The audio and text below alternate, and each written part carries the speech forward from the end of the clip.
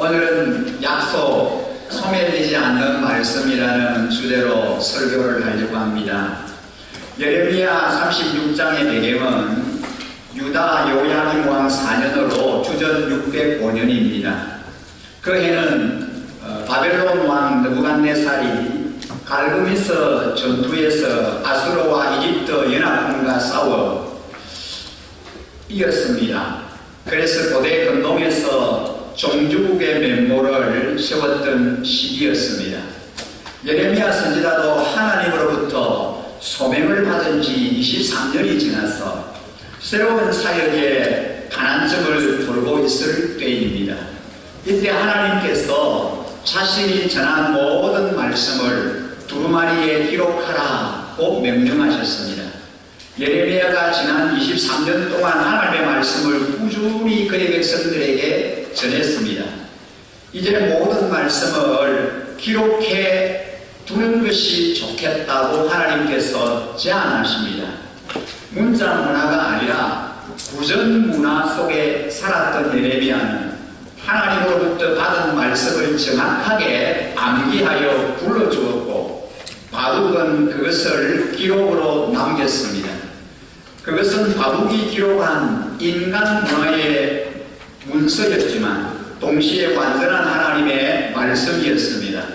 하나님은 장기적으로 예레미야를 직접 만날 수 없는 이들에게도 자신의 뜻을 전하기 위해서 예레미야에게 주셨던 메시지를 기록으로 남기라고 하십니다. 이렇게 성경은 하나님의 생각에 의하여 기록이 되었고 필사되었으며 번역되어 우리 앞에 오게 되었습니다. 말씀 기록을 위해 예레미야는 바룩을 이제 불렀습니다. 이 바룩이라고 하는 사람은 예레미야 32장에 처음 등장합니다. 바룩은 로마서를 기록한 드니오와 베드로 전서를 쓴 실루아노와 함께 성경을 직접 기록하는 대열에 서게 된 사람입니다. 물론 두루마리에 하나님께서 주신 말씀을 기록하는 것은 이 바룩에게 오랜 일이었지만 참으로 가치 있는 일이었습니다. 그가 기록한 말씀은 그 다음 해인 주전 604년에 읽혀지게 되었습니다. 바룩이 기록한 두루마리는 최종적으로 왕에게 전달되었지만 위기의 상황에서 선포된 금식일에 성전으로 보내서 유다 모든 성읍에서 백성의 귀에 먼저 낭독이 되었습니다. 그때 예루살렘 성전들은 사람들로 인하여 가득 찼습니다. 지난 20여 년 동안 사람들은 예레미야 선지자를 통해서 하나님의 말씀을 들었지만 이번에는 바룩의 음성을 통해서 하나님의 말씀을 듣게 됩니다. 예레미야가 감옥에 갇혀 있기 때문에 그곳에 갈 수 없는 상황에서 바룩이 계신 성전으로 가서 자신이 기록한 말씀 전체를 낭독함으로 하나님의 뜻을 백성들에게 전달했습니다. 하나님은 다시금 병고를 받은 유다 사람들이 악한 길에서 돌이켜 재난을 면하고 그 악과 죄를 용서받기를 원하셨습니다.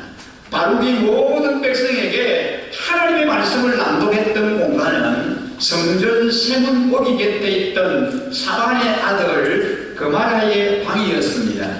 바룩이 그들에게 두루마리를 가지고 가서 직접 낭독했을 때 그들이 그 모든 말씀을 듣고 놀라 서로 보며 이 모든 말을 왕에게 알겠다라고 말했습니다.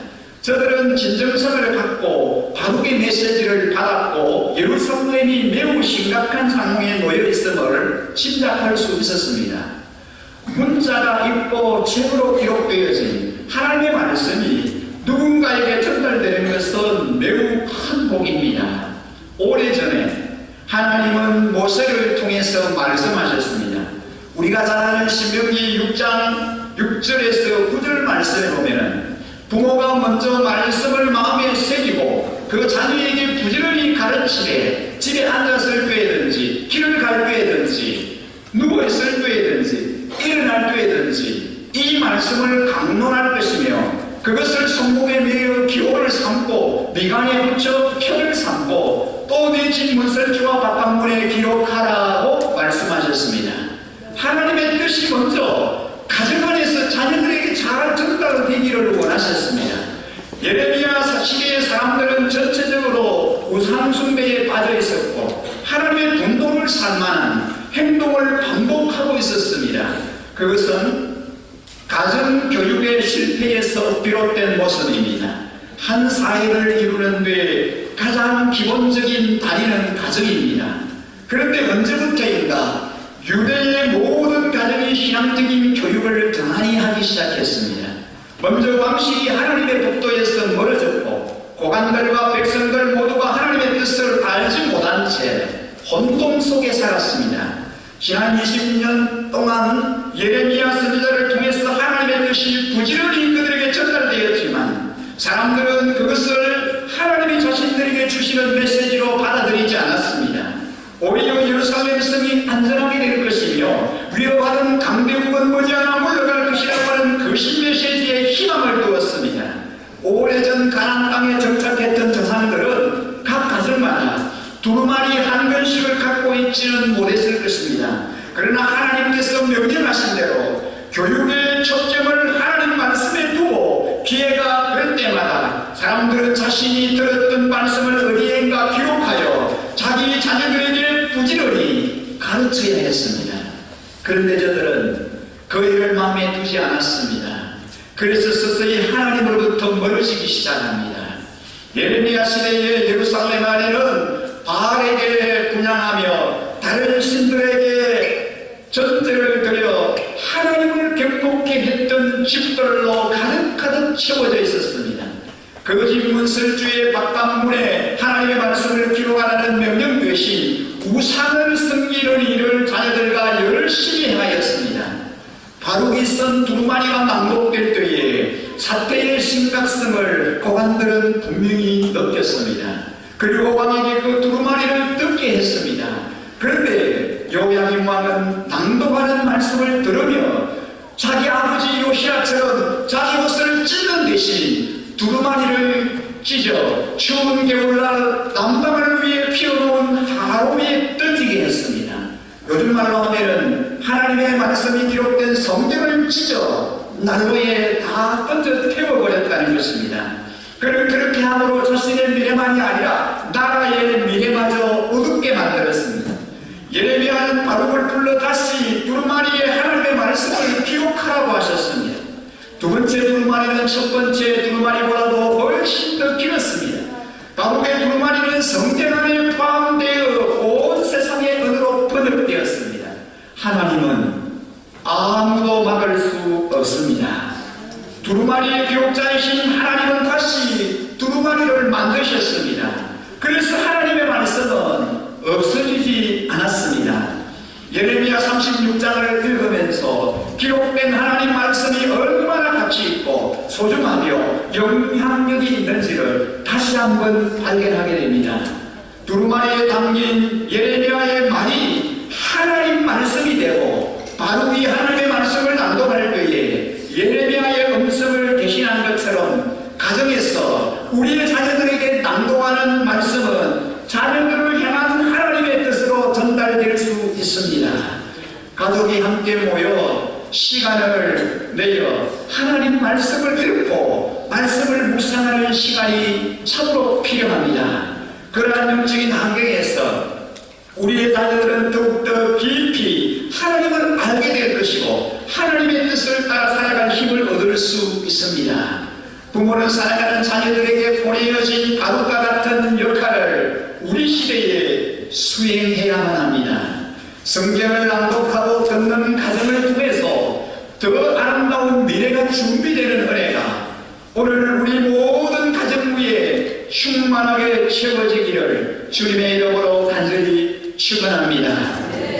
요야김 왕이 말씀을 듣고 격분하여 말씀이 기록된 두루마리를 불태우고 맙니다. 하나님의 말씀을 들은 왕과 신하들은 옷을 찢는 대신 무엇을 찢었습니까? 하나님의 말씀이 적힌 두루마리를 찢어 불태웠습니다. 아스글론 점령 소식을 들은 요야김 왕은 위기의식을 느끼고 금식을 선포합니다. 이때 예레미야는 성전 안으로 들어갈 수 없는 행편이었기에 그 대신 바룩을 통해서 두루마리에 기록된 하나님의 말씀을 낭독하게 합니다. 두루마리에 기록된 말씀에는 아마도 이스라엘의 죄에 대한 하나님의 진노의 내용이 담겨 있었을 것입니다. 그리고 이스라엘 백성들이 회개하면 하나님이 용서해 주겠다는 메시지도 담겨 있었을 것입니다. 이 메시지를 들은 요야김 왕은 옷을 찢으며 회개하기보다는 오히려 하나님의 말씀이 기록되어 있는 두루마리를 찢어 불에 태우고 말았습니다. 말씀에 저항하는 왕의 어리석은 선택은 결국은 유다의 멸망을 재촉하고 확정했습니다. 요야김 왕이 바룩과 예레미야를 잡으려고 했지만 잡지 못했습니다. 그 이유는 하나님께서 예레미야를 그리고 바룩을 숨기셨기 때문입니다. 요야김 왕은 예루살렘 성전이 바벨론의 공격에도 불구하고 결코 무너지지 않을 것이라고 하는 확신을 가졌습니다. 그래서 예루살렘의 멸망을 예언하는 예레미야와 바룩을 이단치름하며 그들을 잡아들이려 합니다. 요야김 왕은 왕의 권세를 가졌지만 하나님의 사람인 예레미야와 바룩을 잡을 수 없었습니다. 그 이유는 하나님이 그들을 안전하게 보호해 주셨기 때문입니다. 세상의 어떤 권력으로도 하나님의 말씀을 감옥에 가둘 수 없습니다. 하나님이 자유롭게 주권을 가지고 활동하시기에 그의 말씀도 세상 권력에 의해서 예속될 수가 없습니다. 그렇습니다. 하나님의 사람들은 어떤 상황에서도 세상의 권력이나 힘에 굴하지 않습니다. 묵힘을 당하지 않습니다. 완전하신 나의 주님께서 의의 길로 우리를 인도해 주시기 때문에 어떤 상황에도 우리는 승리할 수 있습니다. 왕과 백성이 하나님이 말씀하신 것을 듣고 악한 길에서 돌아서기를 원하셨습니다. 하나님이 유다 백성들과 지도자들과 왕에게 두루마리 말씀을 주신 이유는 그들이 자신의 죄를 회개하고 하나님께 나오기를 바랐기 때문입니다. 만약 이들이 회개하면 하나님은 그들을 용서할 것입니다. 하지만 왕과 백성들은 끝내 하나님의 회개의 부름조차 거절하며 자기 길을 걷고 말았습니다.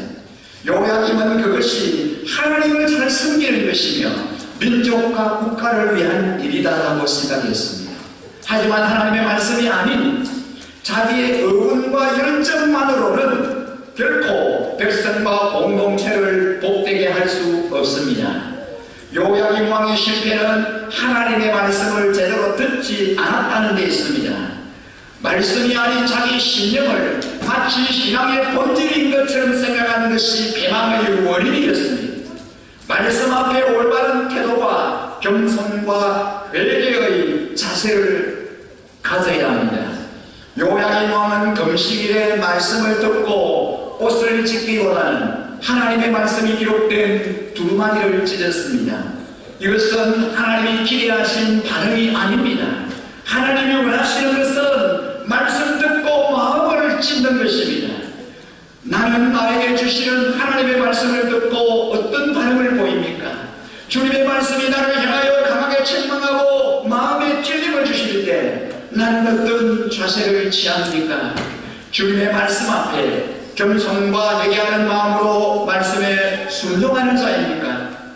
요야김 왕처럼 말씀을 듣고 옷을 찢고 마음을 찢고 회개하기보다는 하나님의 말씀을 제대로 들으려 하지 않지는 않습니까? 왕은 두루마리를 불태우지만 하나님은 말씀의 통치를 바로 세우셨습니다. 하나님이 예레미야에게 지시한 명령은 무엇입니까? 하나님이 무엇을 말씀하셨습니까? 처음에 기록했던 말씀을 두루마리에 다시 새기게 하셨습니다. 하나님은 요야김 왕의 어떤 잘못을 지적하고 있습니까? 하나님의 말씀을 겸손하게 받지 않고 정면으로 부정하는 태도를 문제 삼으십니다. 하나님은 예레미야를 불러 다시 말씀을 기록하게 하셨습니다. 왕은 말씀을 찢고 불태웠지만 하나님은 다시 말씀을 불 속에서 건져내어 요야김의 가장 큰 잘못은 하나님의 말씀에 지향하는 태도를 가진 것입니다. 하나님은 유다의 죄를 징계하실 것을 경고하시는데 요야김은 잘못된 성전 신학에 기초하여 성전이 무너질 리 없다라고 하는 확신을 가집니다. 요야김의 이런 행위는 그의 아비 요시야와는 너무나 대조적입니다. 요시야는 말씀을 발견하고 그의 옷을 찢으며 종교 계획을 발행했지만 요야김은 말씀을 찢으며 하나님께 저항했습니다. 하지만 유다에 대한 심판은 다시금 확정될 것입니다. 하나님의 뜻은 결코 사람의 불순종에 의해서 끊기지 않습니다. 말씀을 무시한 왕과 백성에게 하나님이 내리신 징벌이 무엇입니까? 하나님을 거역하는 왕은 비참한 처벌을 맞을 것이며 다윗의 왕위가 끊어질 것이라고 하셨습니다. 백성과 신하들이 죄에 대한 징벌과 재난을 받을 것이라고 하십니다. 말씀을 거부하는 왕과 백성에게 심판을 예고하십니다. 민족과 공동체가 멸망하는 것은 그들이 힘이 없어서가 아니라 말씀을 무시했기 때문입니다. 말씀이 사라진 사회는 심판을 경험할 수밖에 없습니다. 더 이상 다윗 왕권이 지속되지 못할 것이라고 본문 30절에 말씀합니다. 다윗 언약이 폐기되는 듯합니다. 하지만 유다가 망한다고 해서 하나님의 언약이 폐기되는 것은 아닙니다. 하나님은 한 목자인 메시아를 세워서 다시 그들을 회복하실 것이기 때문입니다.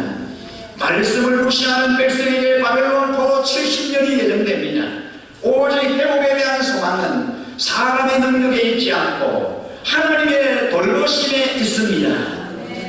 하나님의 은혜로 다시 돌아올 때까지 유다는 언약이 폐기되는 듯한 고통을 감내해야만 합니다. 말씀을 무시하는 것에 대한 대가입니다. 왕의 말씀을 이해하지 못해서가 아니라 순종하지 않아서 실패했습니다. 말씀을 묵상하고도 내 마음에 맞지 않다며 거부한다면 그 말씀은 다시 징계의 부메랑이 되어 돌아올 것입니다. 내 안의 말씀을 내 삶 속에서 실천하지 못하도록 하는 장애 요소가 무엇입니까? 여러분 안에 하나님의 말씀을 순종하지 못하게 하는 저의 요인이 있다면 그것이 무엇입니까? 여러분, 은혜 아니면 우리가 살아갈 수 없습니다. 호흡마저도 다 주의 것입니다. 세상 평안과 위로가 내게 없어도 오직 예수뿐입니다. 그 힘 계획 다 볼 수 없고 작은 고난에 지쳐도 주께 묶인 나의 모든 삶 버티고 견디게 하십니다. 그렇습니다. 은혜 아니면은 우리가 아무것도 할 수 없고 은혜 아니면은 살아갈 수 없습니다. 나의 모든 것 다 주께 맡기니 참된 평안과 위로 내게 주신 주 오직 예수뿐입니다. 지금까지 지내온 것이 다 하나님의 은혜입니다. 하나님 없는 주의 사랑 어찌 이루 말로 다 할 수 있겠습니까? 자나깨나 주의 손이 항상 살펴주시고 모든 일을 주 안에서 형통케 해 주십니다. 몸도 마음도 연약하지만 주님이 주시는 세임받아 지금까지 살아왔습니다. 물 붓듯이 부으시는 주님의 은혜 때문입니다. 사랑 없는 거리에도 험한 산길 헤맬 때도 주의 손을 굳게 잡고 찬송하며 달려왔습니다. 어느 것 하나 주님의 은혜 아닌 것이 없습니다. 지금까지 나의 삶의 모든 영역에 주님께서 깊이 개입하셨습니다. 여러분의 삶의 현장에 주님께서 친히 함께 개입하셨습니다. 위험한 일이 있을 때 천군천사를 파송하여 눈동자처럼 안전하게 지켜주셨습니다. 항상 보호막을 쳐주시고 피할 길을 예비해 주셨습니다. 주님께서 요새가 되시고 산성이 되시고 피난처가 되시고 벨그들이 되어 주셨습니다. 낮에 해가 삼지 못하게 하시고 밤에 달이 해치 못하도록 우리를 눈동자처럼 지켜주셨습니다. 다음 주에는 우리가 지키는 추수감사주일입니다. 감사절을 맞아 우리 일신가족 모든 분들이 사랑하는 자녀들과 함께 전심으로 감사하며 주님께 예배하고 싶습니다. 우리는 매년 감사절이 될 때마다 준비한 사랑의 저금통을 주님께 가지고 나옵니다. 그리고 과일 바구니를 준비해서 주님의 사랑이 듬뿍 담긴 사랑의 바구니를 교회 안 어르신들과 사랑의 손길이 필요한 분들에게 나누고 있습니다. 자라나는 우리 자녀들과 함께 드림과 나눔을 실천하는 추수감사들을 지키려고 합니다. 금년 한 해 동안 개인과 우리 가정 안에 천군 천사를 보내주시고 눈동자처럼 지켜주심에 감사의 예물을 정성껏 주님 앞에 올려드리십시다. 미국의 헨리 포드가 돈을 많이 벌자 전국에서 도와달라는 요청이 쇄도했습니다. 어느 날 시골 백지의 한 여선생님이 학교에 피아노를 한 대 들여놓고 싶다며 피아노를 살 수 있도록 $1000를 도와줄 수 없겠냐고 간곡한 편지를 보내왔습니다. 그러다 회사에서는 방침대로 10센트를 보냈다고 합니다. 100센트가 $1니까 요청한 금액의 10,000분의 1을 보낸 것입니다. 그러나 이 선생님은 비록 작은 돈이었지만 고맙게 여기고 그것으로 땅콩실을 사서 학생들과 함께 부지런히 농사를 지었습니다. 그리고 그의 수확한 땅콩 한 봉지를 감사의 편지와 함께 헨리 포드에게 보냈습니다. 그러자 이 땅콩과 편지를 받은 헨리 포드는 너무나 감동해서 $10,000를 보내주었다고 합니다. 여러분, 그렇습니다. 감사는 사람의 마음을 움직입니다. 그리고 하나님의 마음을 움직입니다. 그래서 시편 50편 23절에 보면은 감사로 제사를 드리는 자가 나를 영화롭게 하나니 그의 행위를 옳게 하는 자에게 내가 하나님의 구원을 보이리라 하셨습니다. 감사는 곧 은혜를 아는 마음입니다. 은혜를 아는 사람은 감사하지 않을 수 없습니다. 반대로 감사하지 않는다면 은혜를 모르는 사람입니다. 그래서 일본의 우찌무라 단조라고 하는 사람은 감사하는 마음이 생기지 않는다면 그 자체가 저주다라고 했습니다. 그렇습니다. 감사가 충만한 사람은 은혜에 충만한 사람입니다. 감사가 가득한 사람은 감사만 있는 게 아니라 은혜가 있고 사랑이 있고 기쁨이 있고 평안이 있습니다. 그러나 감사가 없으면 마음이 메마르고 완고한 것이며 그래서 원망과 불평이 나옵니다. 그래서 나도 힘들고 남도 힘들게 합니다. 그러나 감사가 있으면 나도 행복하고 남도 행복하게 만듭니다.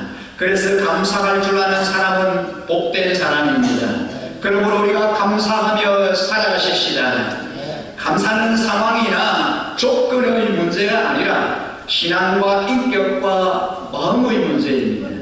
인격이 바르게 다듬어져 있으면 어떤 상황이라도 감사할 수 있습니다. 여러분, 실제로 우리는 언제나 감사할 것이 참 많은 사람들입니다. 요즘 경제적으로 많이 어렵다고 하지만 그래도 감사할 것이 더 많습니다. 옛날 우리가 못 먹고 못 살 때와 비교해 보십시오. 어려운 시절과 비교해 보십시오. 지금도 세계도처에는 얼마나 경제적으로, 사회적으로, 정치적으로 고통받는 사람들이 얼마나 많습니까? 그러나 우리는 얼마나 자유롭고 평화롭고 물질적으로 풍족합니까? 시편 138편 1절에 보면 내가 전심으로 주께 감사하며 신들 앞에서 주께 찬송하리이다 라고 고백합니다. 마음을 다해서 정성을 다해서 진심으로 감사하겠습니다. 찬양하겠습니다 라고 하는 그런 고백입니다. 그렇습니다. 감사가 있는 곳에 찬양이 있고 찬양이 있는 곳에 감사가 있습니다. 우리에게는 감사와 찬양해야 할 이유가 너무나 많습니다. 그러므로 전심으로 찬양하십시다. 전심으로 감사하십시다. 그래서 우리 하나님께 영광을 올려드리십시다. 그래서 감사와 기쁨과 감격으로 주님과 동행하는 삶 살아가십시다. 시편 138편 2절에도 보면은 내가 주의 성전을 향하여 예배하며 주의 인자하심과 성실하심으로 말미암아 주의 이름에 감사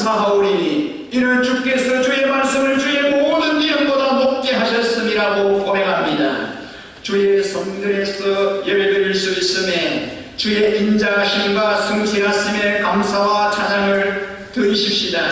여러분, 얼마나 감사한 일입니까? 얼마나 복된 일입니까? 얼마나 다행스러운 일입니까? 주님을 알았다는 것, 이렇게 자유롭게 마음껏 찬양하며 예배드릴 수 있다는 것, 예배드릴 수 있는 자유, 예배드릴 수 있는 믿음, 환경, 상황, 마음, 조건 주신 것, 얼마나 복된 일입니까? 주님의 몸된 교회가 이곳에 있다는 것이 얼마나 감사한 일입니까? 10편 84편 10절에 보면 주의 궁정에서의 한 날이 다른 곳에서의 첫날보다 나은즉 악인의 장막에 사는 것보다 내 하나님 성전 문지기로 있는 것이 좋사오니 그랬습니다. 다른 곳에서의 첫날보다 주의 전에서의 한 날이 악인의 고아스러운 궁정에서 사는 것보다 성전 문지기로 있는 것이 더 행복하다고 고백합니다. 여러분, 그렇지 않습니까? 주님이 임재하시고 주님이 함께 하시고 은혜를 베풀어 주시고 만나 주시는 성전 가까이 하며 예배드리는 것이 얼마나 행복한 일입니까? 그러므로 정말 감사와 기쁨으로 모여 예배드리고 찬양드리고 말씀 듣고 은혜 받고 평안 얻으며 영광을 돌리며 살아가십시다. 다윗은 10편 119편 105절에서 주의 말씀은 내 발의 등이요 내게 빛이니이다라고 고백했습니다. 이 생명의 말씀, 진리의 말씀, 은혜의 말씀을 듣게 되니 얼마나 복입니까? 주님의 말씀을 알게 되니 얼마나 큰 복입니까? 그 말씀을 마음껏 읽고 들으며 생명을 얻고 길을 찾고 위로받고 소망을 얻고 평안을 얻을 수 있으며 얼마나 놀라운 은총입니까? 요즘 우리는 단일 기도를 통해서 매일 저녁 말씀 듣습니다. 함께 찬양합니다. 마음껏 부르짖어 우리의 소원을 담아 하나님 앞에 기도합니다. 그런 은혜의 시간을 저희들에게 허락해 주신 이 현실 앞에 우리는 감사를 드리십시다. 주님의 성전에서 예배하며 마음껏 찬양할 수 있음에 감사하십시다.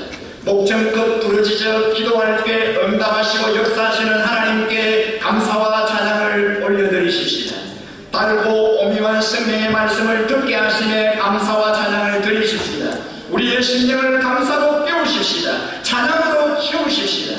그런 은혜의 마음, 감사의 마음, 찬양의 마음으로 주님을 더욱 기쁘게 해드리고 우리 삶에도 더욱 기쁨과 은혜와 감사가 넘치는 인생의 주인공이 되십시다. 추수감사주의를 앞두고 주님을 향한 감사와 찬양이 회복되는 기회로 삼으십시다. 내 마음에 주를 향한 감사가 충만하기를 간절히 소망합니다. 여러분의 마음에 주를 향한 찬양이 새롭게 회복되기를 간절히 축복합니다. 오늘 귀한 말씀을 저희들에게 주셨는데 이 말씀을 듣고 주님을 영접하기를 원하시는 분이나 또 우리 본교에 등록하기를 원하시는 분, 헌신을 다짐하기를 원하시는 분, 목사님의 기도를 받기를 원하시는 분은 결단하시고 헌신 기도 시간에 앞으로 나오셔서 기도 제목 작성하시면 기도해드리겠습니다. 여러분, 단일 기도회가 이제 절반이 지나갔습니다. 오늘 11차를 맞이합니다. 은혜의 자리에 함께 하셔서 주께서 부어주시는 은혜를 우리가 함께 사모하십시다. 이번 주에 하나님께서 우리에게 주실 그 강사들을 좀 우리가 한번 보면서 이제 얼마 남지 않는 절반이 지나고 남은 한 날 한 날 기대함과 사모함을 가지고 주님 앞에 우리가 함께 참여할 수 있었으면 좋겠습니다.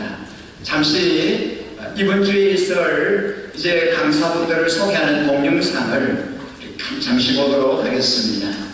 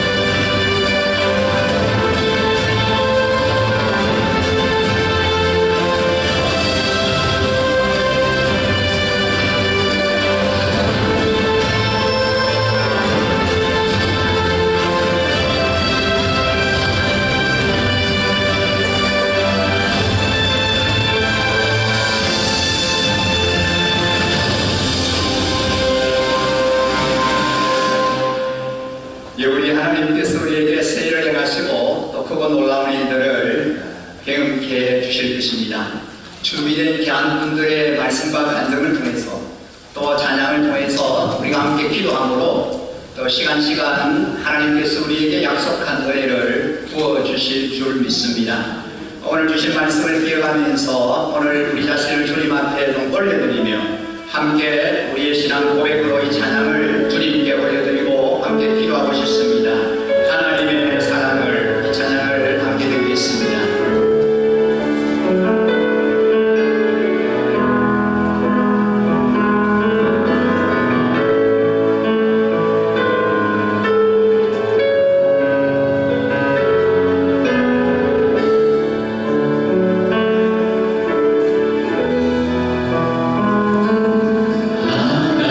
하나님의 사랑